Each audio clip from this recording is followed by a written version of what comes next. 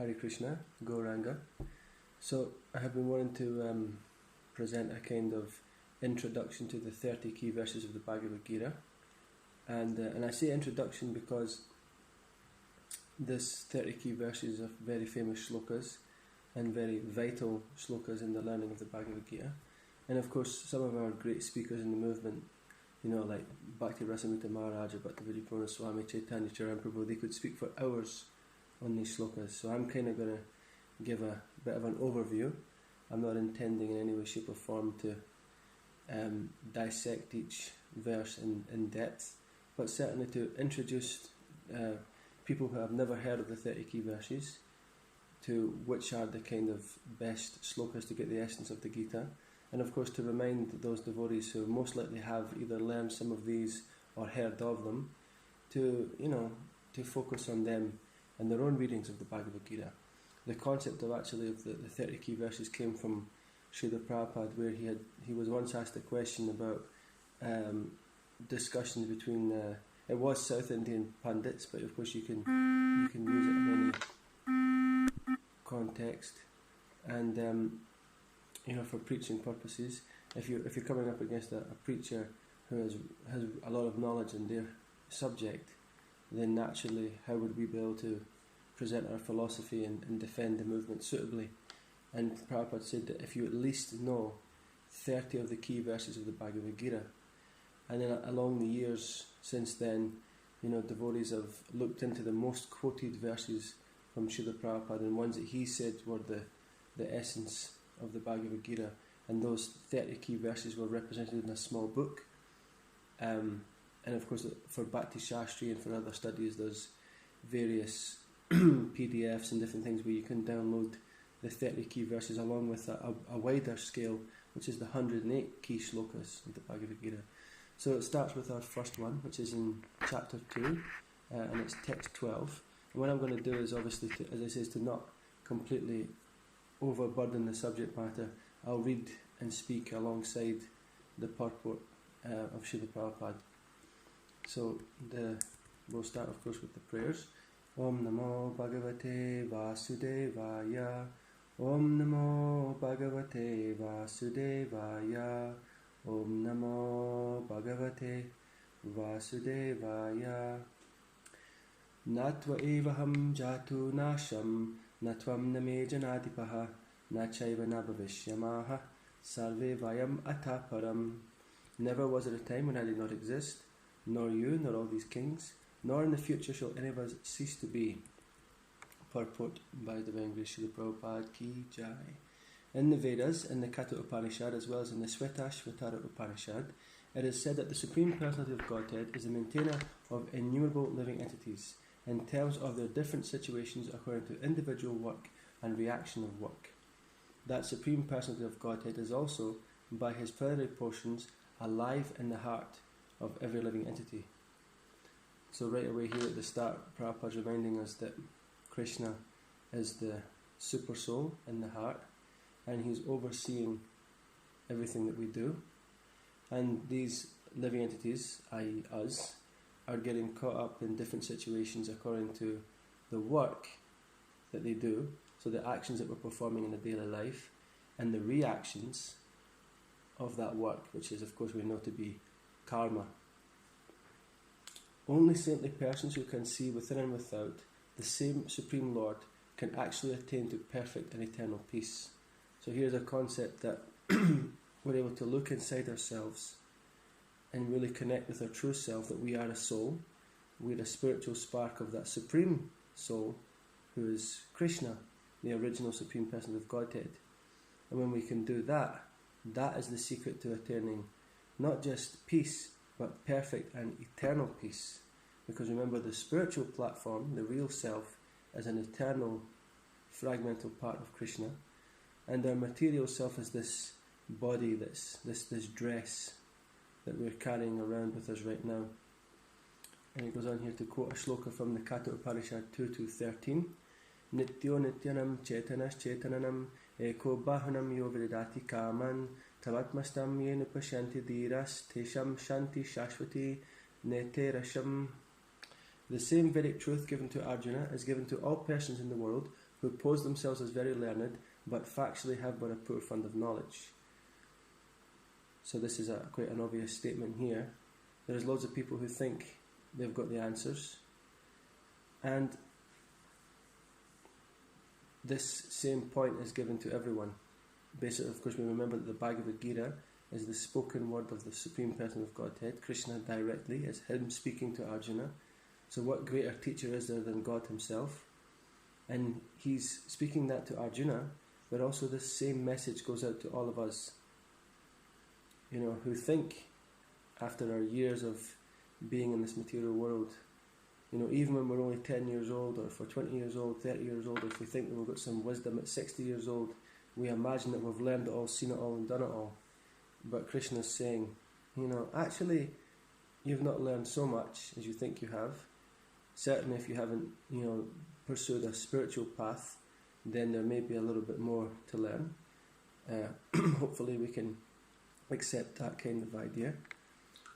And then the Lord says clearly that he himself, Arjuna, and all the kings who are assembled on the battlefield are eternally individual beings, and that the Lord is eternally the maintainer of the individual living entities, both in their conditioned and their liberated situations. So if you remember, the shloka was, never was there a time when I did not exist. So Krishna himself, he's saying, I'm always been there eternally. Never was there a time when you did not exist, so Arjuna, as the devotee of the Lord, and all these kings and all these thousands of soldiers and men, and even all the animals as well on the battlefield, because they're also, of course, individual souls, just in a bit of a lesser state of knowledge than the human form. So they've all been swirling around in this samsara, the cycle of repeated birth and death, but their eternal position is in the spiritual world as the servant of Krishna in a relationship with God. So Krishna is saying that he's the maintainer in the material state, in the material energy. So this material world is being maintained by the energy of the Lord. Maya yakshena prakriti suyati sacharacharam hetunarena kunteya jagadviparivartate. This material energy of mine is being maintained, and the dissolution and so on and so forth, and the creation is all being maintained by the energy of the Lord.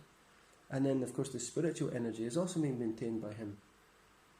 So whether we're in the material world or in the spiritual world, we're serving Krishna in relationship with Krishna, and we're taking shelter of his facilities that he's created for us to, either to try and enjoy here or to use for his enjoyment in the spiritual sense. That's the difference. Material is enjoying for us, which gets us nowhere. Spiritual is enjoying by actually offering it back to the supreme enjoyer, or the only enjoyer for that matter. The Supreme Person of Godhead is the supreme individual person, and Arjuna, the Lord's eternal associate, and all the kings assembled there are individual eternal persons. So it's a key point to mention that serving doesn't mean that we lose our individuality. We are all individual, and we all have our different moods and conditions and desires and wants and needs. And Krishna, being able to connect to everyone, is able to see all those different individual needs and provide for us what we need.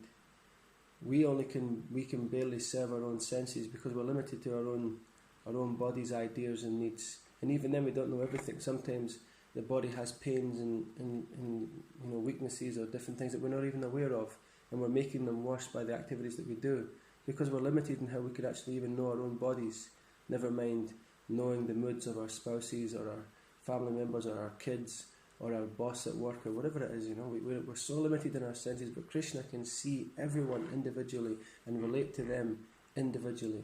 That's the supreme person, that's the supreme potency. Therefore, their individuality existed in the past, and their individuality will continue in the future without interruption. Therefore, there is no cause for lamentation for anyone. So this is kind of talking about here that at the time of death, naturally we grieve for the people that we've become connected to in this lifetime. In my last kind of little talk, I happened to just quote, I mentioned Chitraketu's lamentation. And Chitraketu was a king who had been trying for years and years and years to get a son. And all the different, he had quite a lot of queens, as it tended to be in those times. He had many queens, and all of them, not one of them had been able to provide a son. And finally, when one did, Of course, naturally, that queen kind of came to the top of the hierarchy, so to speak. She became the prominent queen. And all the other ones got jealous. And they poisoned the sun. And the sun died, naturally. And of course, Chitraketu and all the whole palace, they were devastated. And the great sage and Muni, who had actually given him the blessings to have a son, Angira Muni, he came along with his other travelling sage, of course the most famous Narada Muni, and he said, "Oh, I can see that this gift that I gave you has ended up being a burden to your mind." So eventually, such was his lamentation and his disturbed mind, that Vishnu himself came, and he gave the opportunity for Chitraketu to see his son, like a resurrected son, and but of course the sons already had went through the changes of, the cycle of birth and death. And when Chitraketu was running to him saying, "Oh my boy, you've come back to me. I'm your father. Do you not recognize me?" And he says, "Which father? From which lifetime?" Because he had understood that in millions of births I've had so many fathers, daughters, sons, uncles, aunties. I've been a father, a son, a daughter, an uncle, an auntie. So which lifetime is it that you're my father? So it's quite an amazing story to look at in the 6th canto of the Srimad Bhagavatam. And then now the next part here, Srila Prabhupada is touching a bit on Mayavad theory. So it says here, the Mayavad theory that after liberation the individual soul, separated by the covering of Maya or illusion, will merge into the impersonal Brahman and lose its individual existence. This is not supported herein by Lord Krishna, the supreme authority. So key point there is that we do not accept this Mayavad theory that Krishna is just another person who became the supreme person. And, we also accept Krishna's authority. This is the key thing. Krishna is the supreme authority. The Mayavadi philosophy is something that we can understand a bit deeper from the Chaitanya Charitamrita. And although Prabhupada will mention a few things here, I will try not to go so much deep into that, because that would be another subject matter that would take us into hours and hours and hours of seminars and so on and so forth, to try to present that in a more understandable and deeper way. So Prabhupada goes on to say here, nor is the theory that we only think of individuality in the conditioned state supported herein. Krishna clearly says herein that in the future also the individuality of the Lord and others, as it is confirmed in the Upanishads, will continue eternally. This statement of Krishna is authoritative because Krishna cannot be subject to illusion. If individuality were not a fact, then Krishna would not have stressed it so much, even for the future. The Mayavadi may argue that the individuality spoken of by Krishna is not spiritual but material. Even accepting the argument that the individuality is material, then how can one distinguish Krishna's individuality? Krishna affirms his individuality in the past and confirms his individuality in the future also. He has confirmed his individuality in many ways, and the impersonal Brahman has been declared to be subordinate to him. So we have this concept of Brahman, Paramatma and Bhagavan. So the Brahman realization is, coming to the kind of like the spiritual platform, and then the Paramatma realization is being able to see the Lord in the heart, and then the Bhagavan realization is being able to connect to the Supreme Personality himself. So his Brahman effulgence, or his Brahman platform, is this impersonal effulgence of the Lord, but that platform is inferior to his own personal self. Krishna has maintained spiritual individuality all along. If he is accepted as an ordinary conditioned soul in individual consciousness, then his Bhagavad-Gita has no value as authoritative scripture. So the point of this Bhagavad-Gita is the song of God. So if God is just another living entity, or he's just another special person who came for some few years, some 50 years on the earth and then disappeared, then how is this Bhagavad-Gita the most incredible scripture? So naturally we're accepting that Bhagavad-Gita is the spoken word of the Lord, and that the Supreme Personality of Godhead is the supreme authority. So he can't be subject to illusion. That's one of the things of being a living entity, or being in the material world, is that we are subject to illusion. We're forgetful, We're always disturbed by the material energy, the modes of nature, goodness, passion, ignorance. We're disturbed by our senses, so on and so forth. But Krishna is not affected by these things. He's Atmarama, he's fully self-satisfied. That again is the symptom of the Supreme Personality of Godhead. And Prabhupada says here about the common 4 defects. A common man with all the 4 defects of human frailty is unable to teach that which is worth hearing. The Gita is above such literature. No mundane book compares with the Bhagavad-Gita. When one accepts Krishna as an ordinary man, the Gita loses all importance.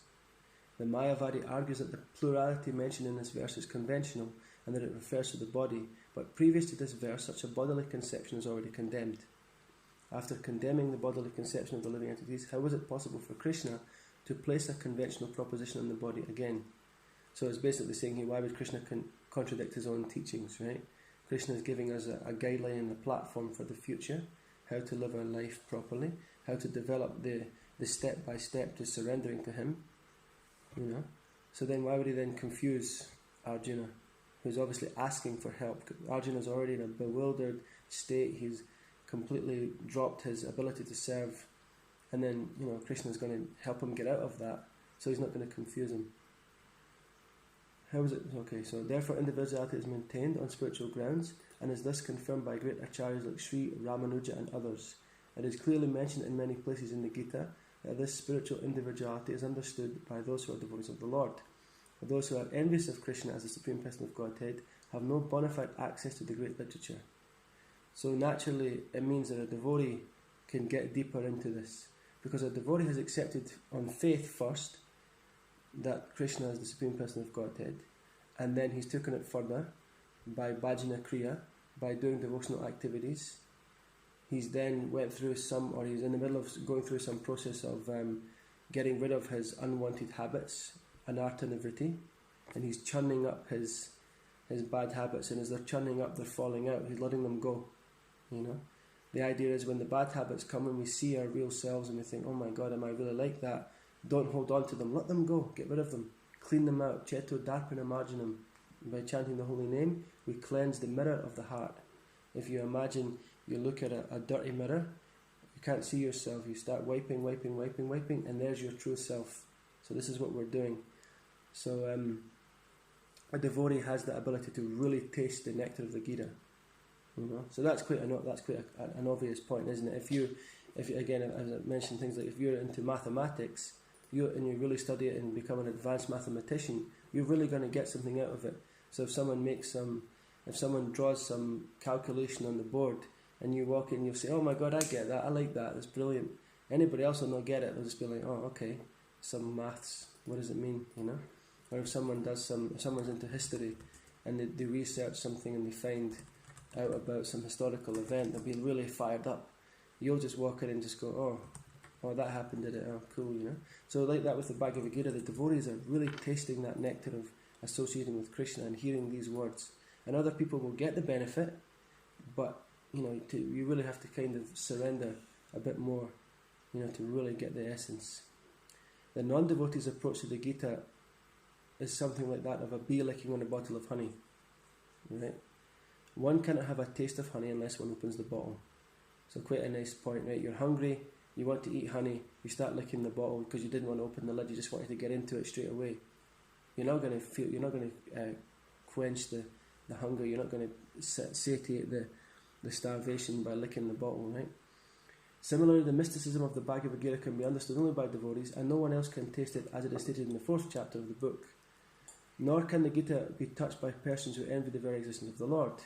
So that, again, a natural point. If you're envious towards God, if you don't accept that Krishna is the Supreme Person of Godhead, then you may think that the teachings are very good words, or they're artful, or they're poetic, but you may not necessarily get that devotional aspect from the Bhagavad Gita. It'll just become another historical account of a great personality, or a nice story, or something like that,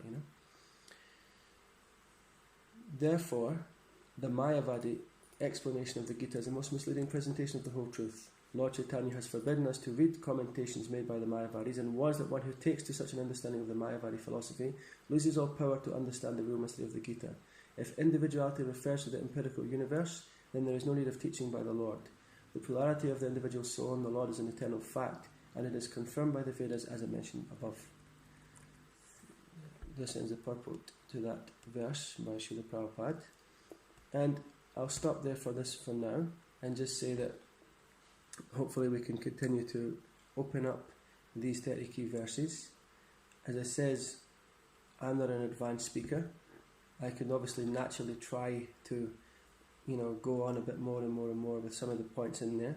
But for now, let's just hope to get an idea of what the 30 key verses are, and get an idea that the Supreme Person of Godhead has given us this wonderful Bhagavad-Gita, and there is particular verses in the Bhagavad-Gita that will really, really help us in our lives to free ourselves from material entanglement and to lift up our level of happiness and experience in life.